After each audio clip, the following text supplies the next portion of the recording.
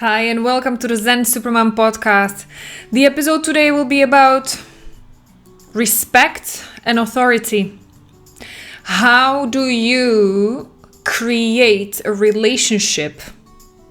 And now the fun part is not just with your kids, but also any adult relationship where you inspire respect and you foster and build respectful relationship where you keep the authority. Your authority is not questioned in a way that is healthy. That you do not have to go into feeling inferior, having to beg, having to ask 100 times nicely, feeling like you're being taken advantage of. You're trying to earn the approval by overextending and going too far. Or taking it to the other extreme, which would be then you thinking like, I've had enough of being the inferior people pleaser. Now I have to roar like a lion and I have to come in aggressively with punishments, with yelling, with bullying people, with overachieving, hyperachieving, with trying to prove myself by being a workaholic or trying to shake people up so that I get the respect I deserve in aggressive bullying way. How do you find the healthy middle in between these two extremes? Because I don't have to tell you about it. You already know that neither of these ways is really working for you, and neither of them is getting you the buy-in you need and you deserve and you're worthy of. So what if there is another way? What if there is a third option? How you could create relationships that instill the trust, the respect, and that would naturally give you the authority that you deserve. How the freak do you do that? With kids and with adults. How valuable would it be for you if you could do that in your family and in your workplace? Curious? Let's go. Hi, Supermom or Superdad. Alena here, your mommy tantrum specialist and the founder of the Zen Supermom system. And me and my team have helped hundreds of moms and dads start setting healthy boundaries with calm. And this is the first parenting podcast that is not about your kids, that shows you why none of the parenting techniques helped you stop yelling at your kids and how to control your emotions from jumping out so that you can be the safe, loving parent you wish you had growing up. This is the Zen Supermom podcast.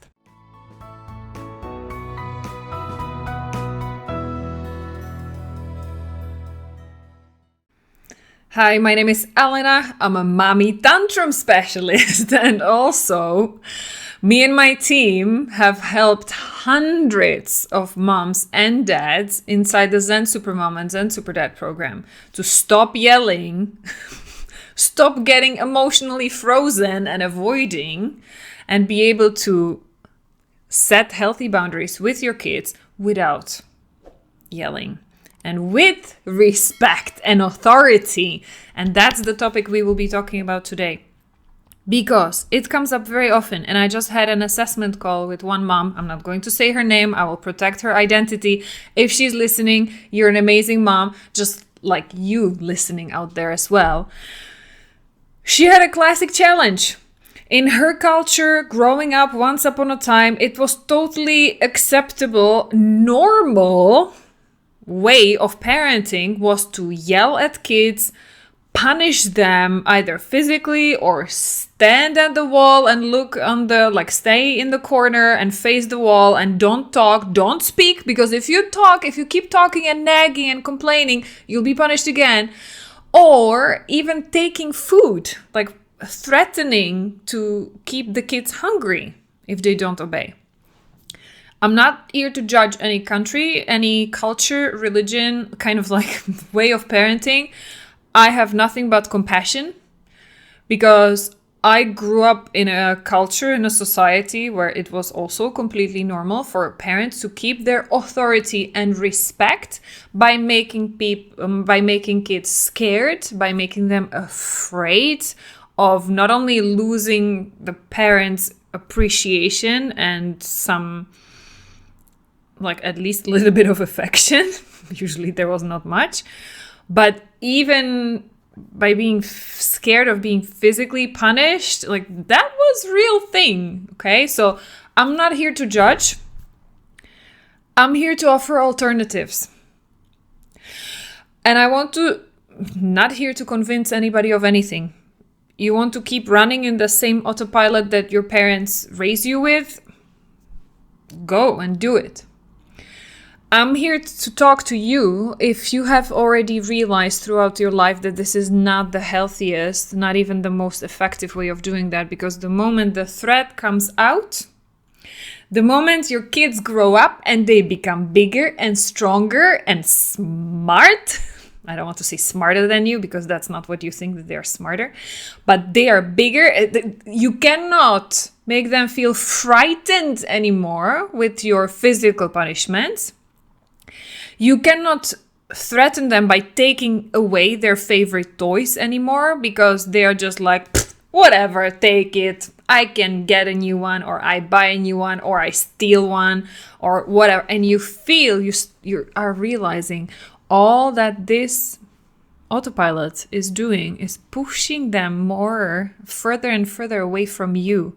It is breaking that relationship that you're having, because both of you actually feel deeply unheard, disrespected, and like that you don't matter.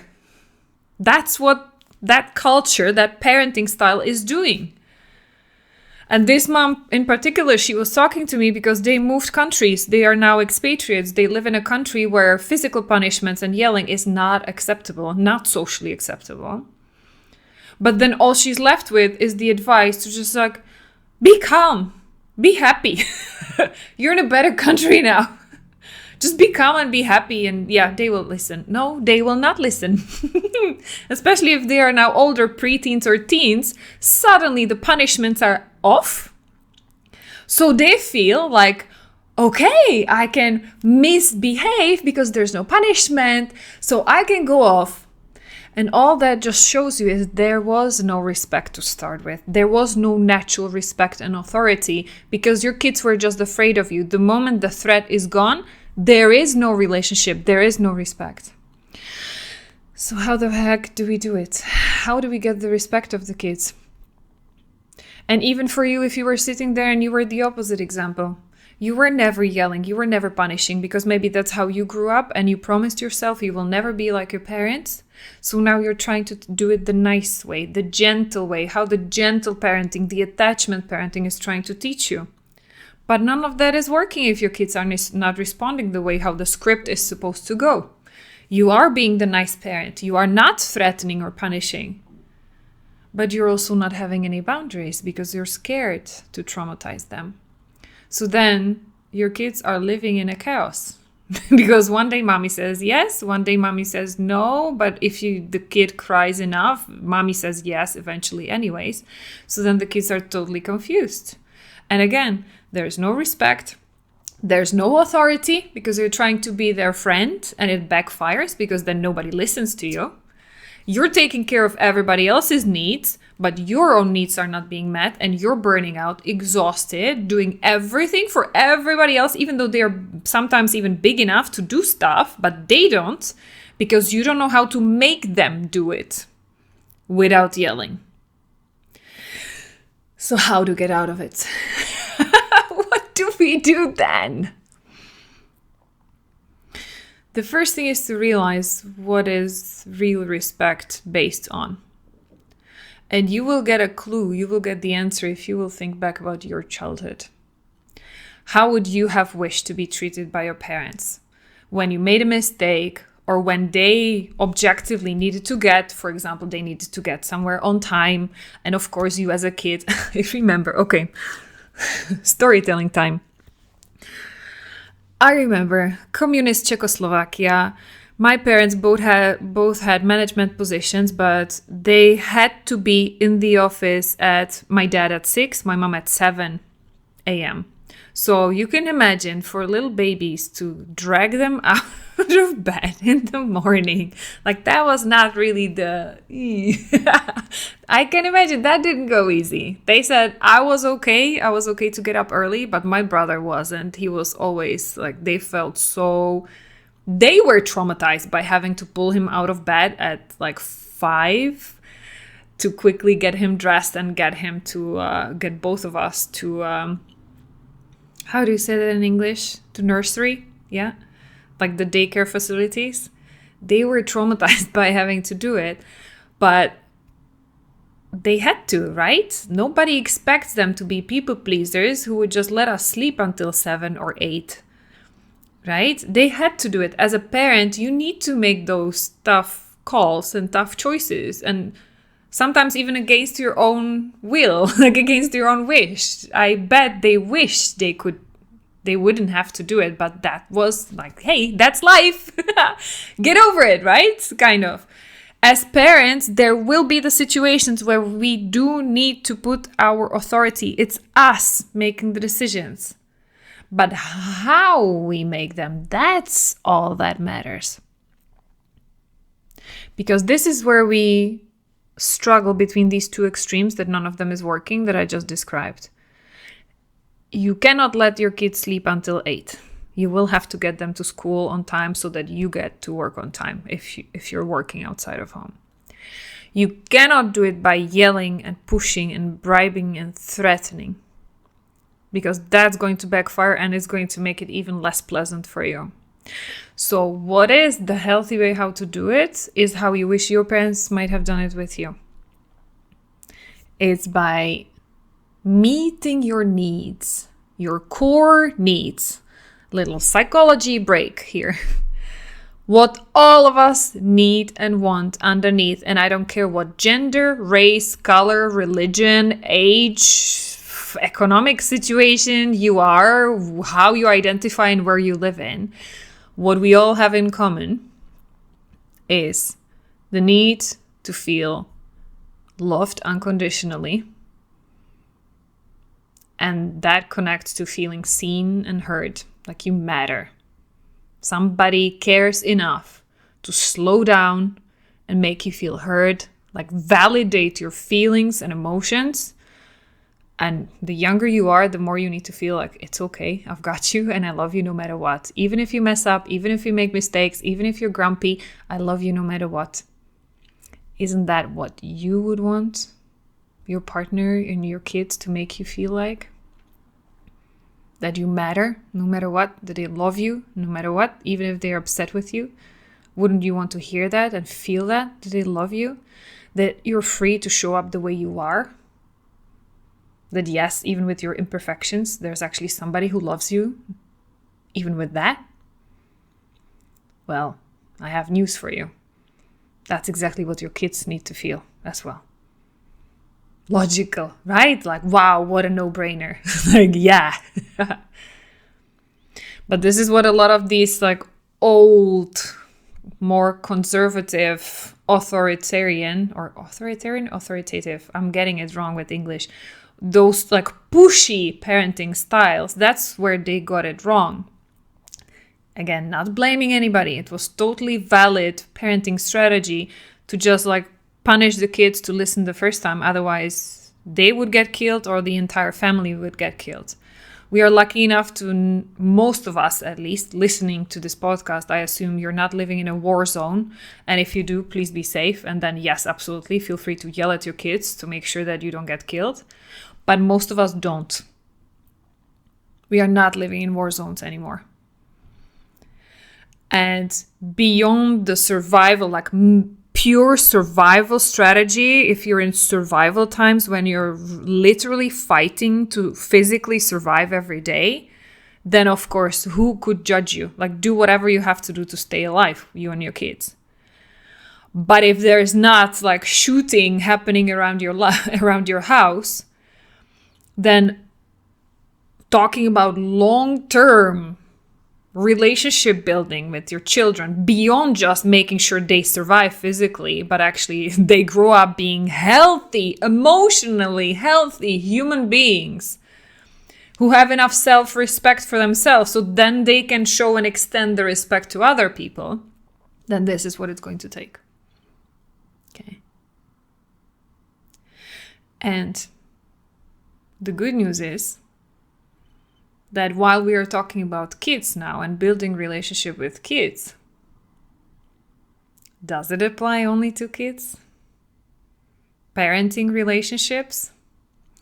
Or is it maybe possible to consider that respect and authority is built in exactly the same way in adult relationships as well?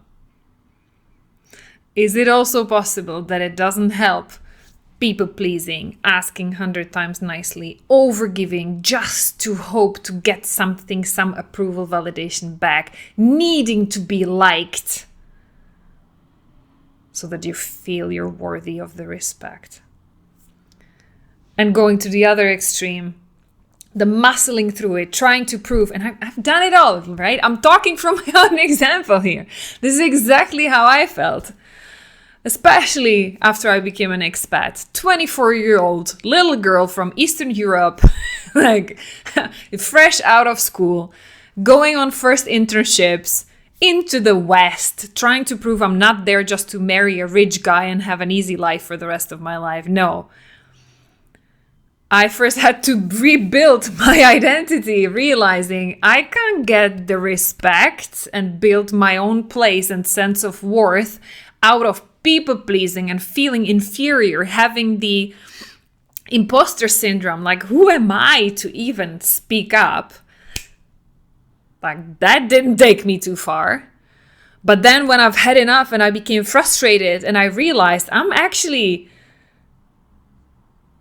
at least as good as these guys. This is just like the cultural brainwashing. I deserve to be here. I'm working hard. And I proved myself more than enough already. These judgments and cultural stereotypes and like, that's not fair. But when I had enough of the anger of how unfair and unjust that was, then I flipped it all the way to the other extreme.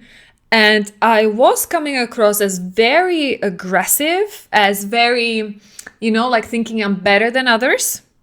So from somebody who felt inferior, I actually realized after a while, like, that's not my place. I'm doing better than more of these people. They're just judging me because I come from a different country and I have different accent. My English is not perfect. But I have all of these credentials. I have all of these certifications. I have all of the proof and result of my work. That's speaking for myself. I deserve to be treated better. And because they wouldn't treat me better, then I started demanding it by being much more assertive, all the way to being even aggressive, being like too direct. And you can imagine that backfired as well. None of these extremes work. So how do you build the authority without faking it and actually feeling like an imposter and putting up a facade? Or without bullying people into getting what you want and earning the respect by being the alpha, like tough? It's exactly the same thing. It actually starts with you. You knowing your worth. And you actually inviting the authority and respect by knowing what you're worth. Feeling good enough. Not having interactions with other adults because you need any validation, you need anything else. Knowing what you bring in and what you offer. And if they say no, if they don't like it, it's fine. Not taking it personally into the ego, not feeling offended by it. To give you an example, so that we don't talk just like abstract philosophical theories, this became very clear, the difference. I can still feel the difference because before I started doing this work, I was always doing a lot of like self-work, and I started reading Tony Robbins when I started living abroad, and I started using English really as my first language, so I could read books in English. So Tony Robbins was my first self-development at 24.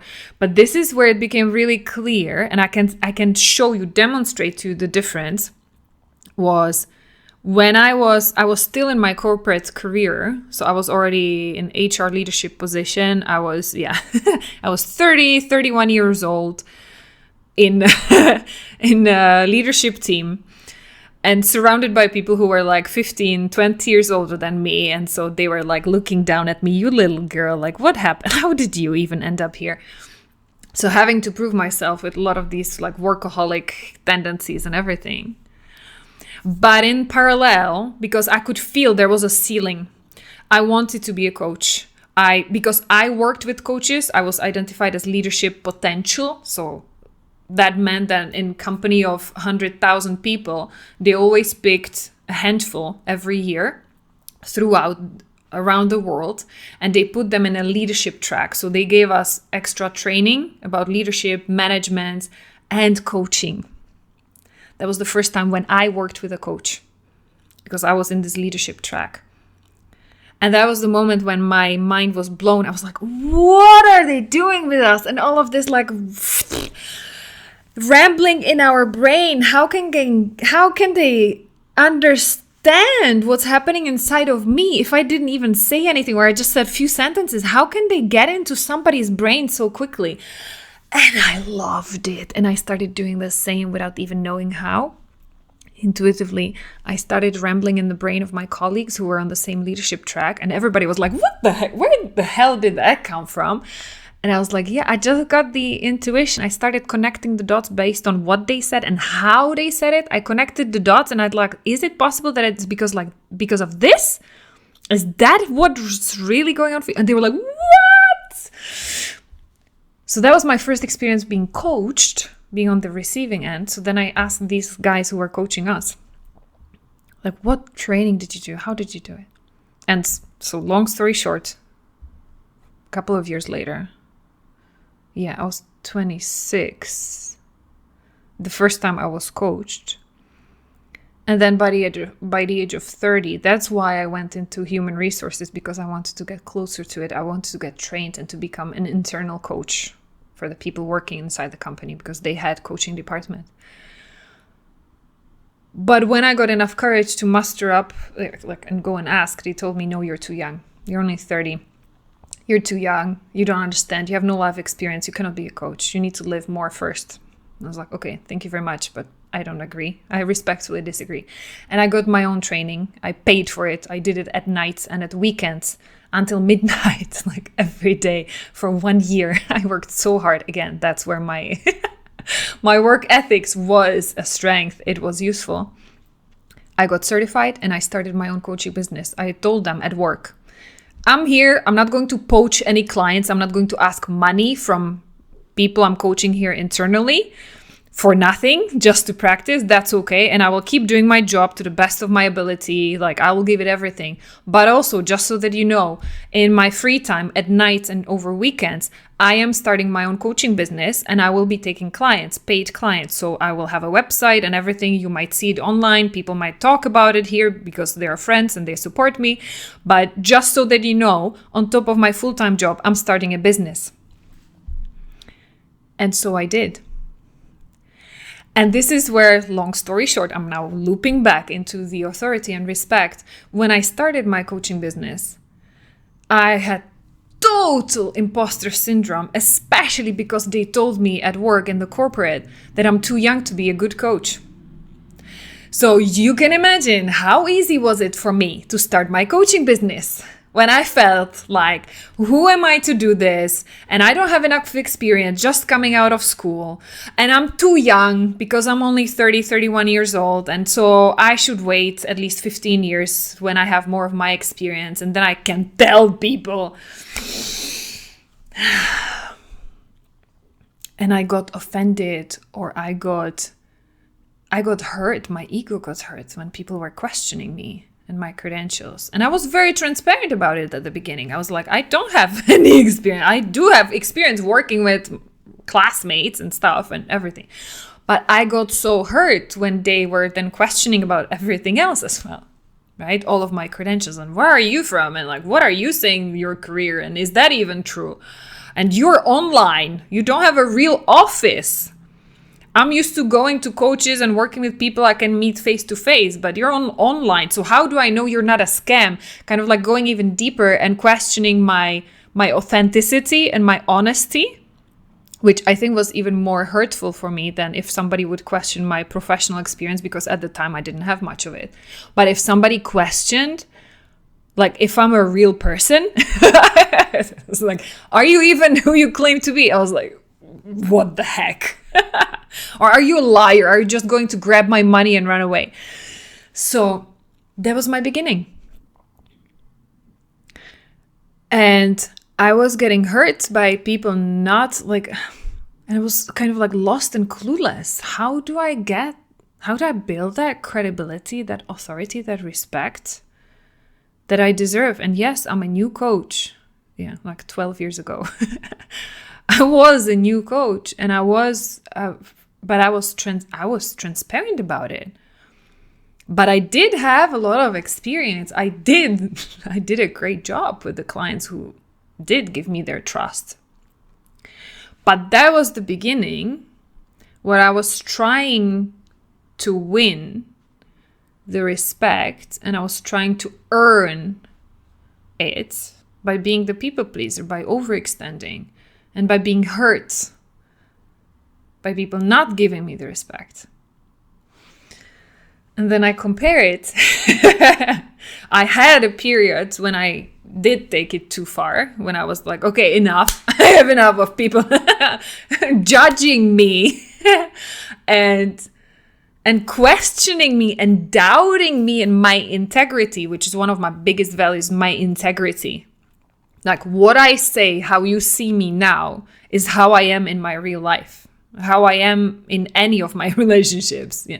And people who work with me later on, and they can see me day in, day out, they confirm, like, you're exactly the same as I saw you on the podcast, then I saw you in the program, in the group calls, and how I saw you maybe then in some one-on-ones. You're exactly the same person, right? And then some of them, after being clients, I hired them for my team. So they can see me also how I am now as a leader of a team I created.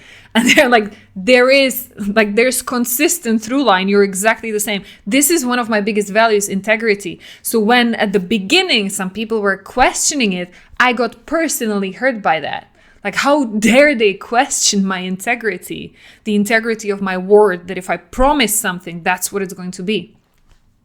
And so this is the lesson I had to learn the hard way. After having my ego hurt so often for such a long time, after I started doing this journey of healing, for which I will always be grateful to my daughter for, because I started it only thanks to her. I was okay being a burned out workaholic. I was okay being like a total... how would I say, newbie in business, from coming from a family of employees, trying to build a business from scratch, from nothing, trying to build a team of people who would actually work for me, not just to get the money, but who would feel drawn to the same mission, because I am the one who inspires, who paints the vision, and who pulls them together.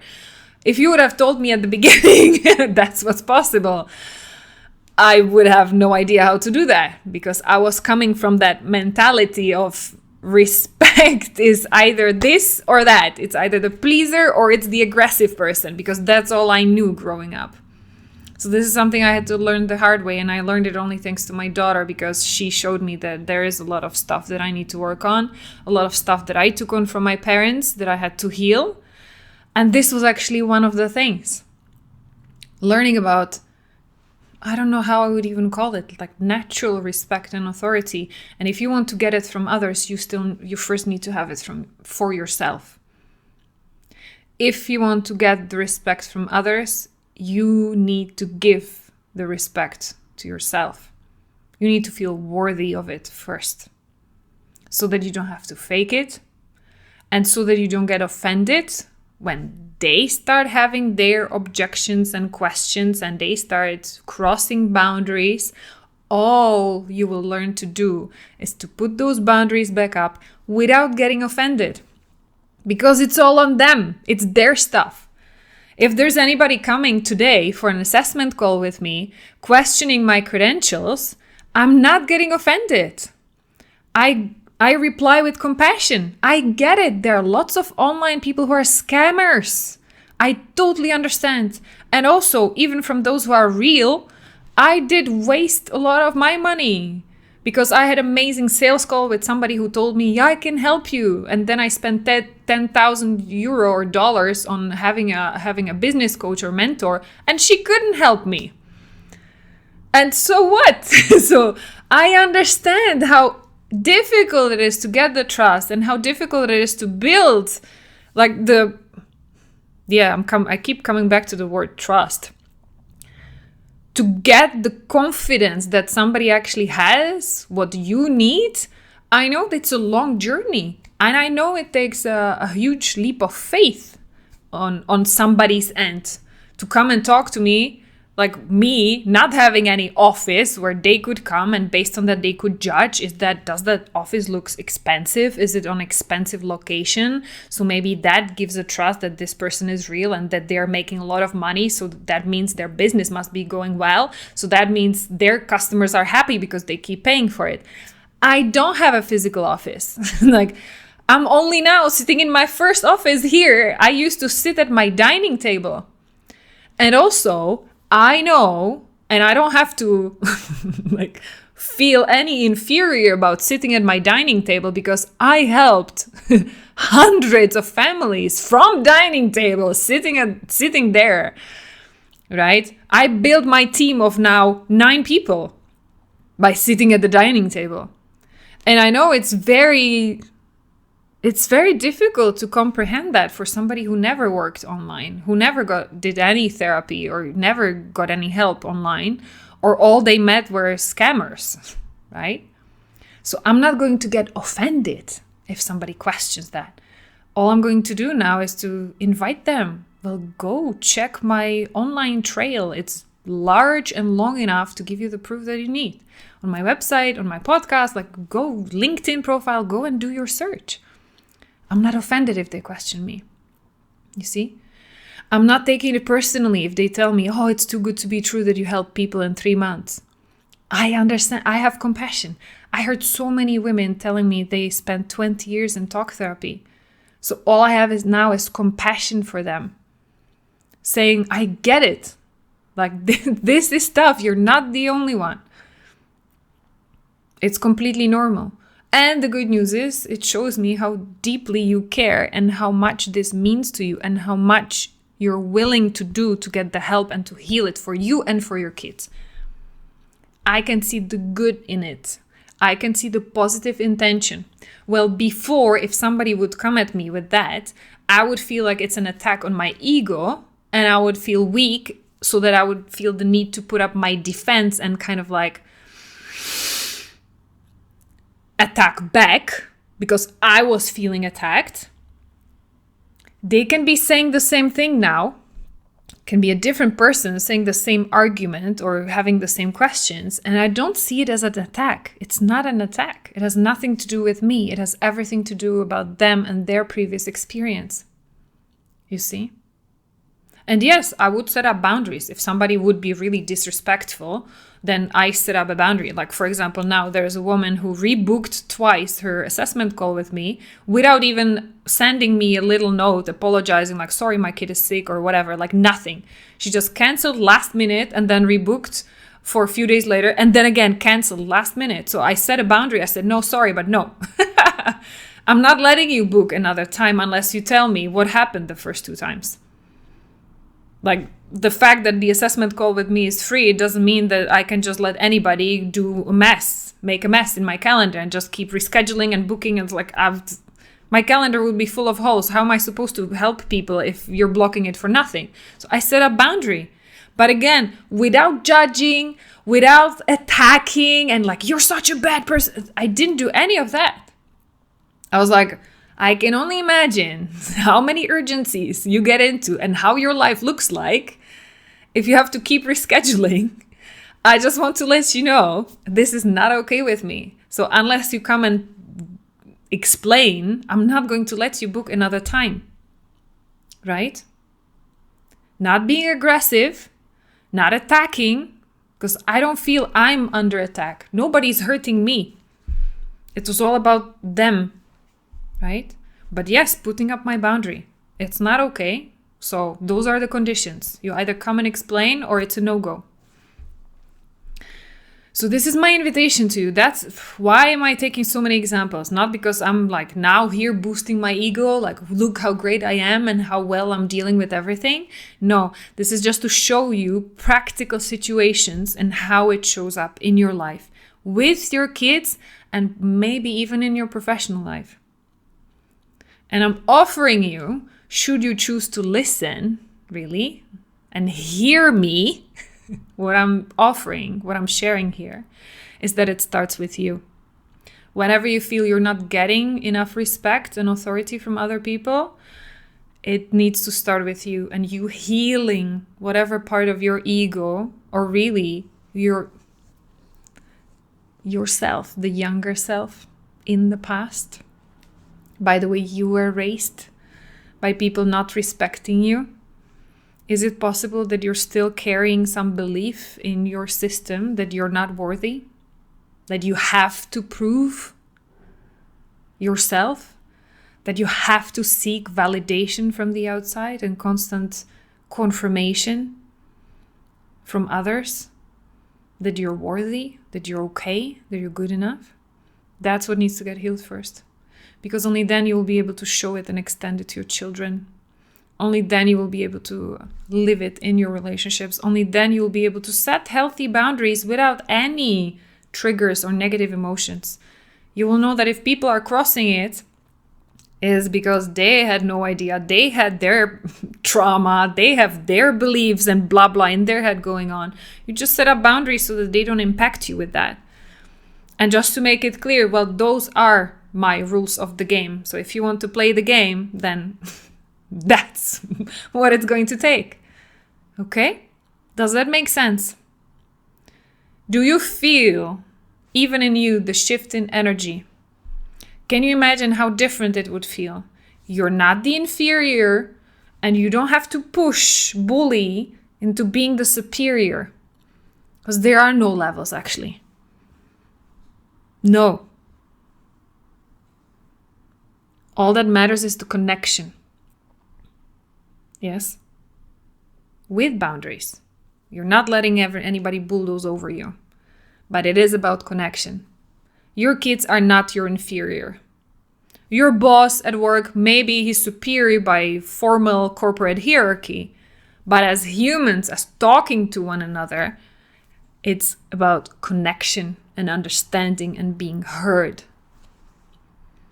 That's how you can get respect, especially in situations when you don't have enough. You feel like you are not respected. Okay? Let me know what you got out of this episode. Again, going deeper beyond any surface level, like say this, do that, to manipulate your kids or to manipulate other people. It goes deeper. It always starts with you. And that's the fun part of it, right? Because you cannot change others. Some people will keep being bullies. Then you do what you need to do to protect yourself. Some people will keep being people pleasers. It's not your job to change them. All you can do is lead by example. Start with you. That's the only thing that is fully within your control. So I hope that you started getting some first steps, at least from this podcast episode. I appreciate you staying with me till the end. That tells me how much you care. So let me know what this podcast episode gave you. Send me any questions, feedbacks, topics for future episodes. I'm listening and I love hearing from you. Take very good care. Until the next time. Why can't you stop yelling at your kids? And no, it's not the stress, lack of sleep, kids not listening, fighting, hitting, no support, time pressure, ADHD, hormones. No, moms around the world are doing it regardless. How? Join us for the upcoming Mommy Tantrum training and find out too.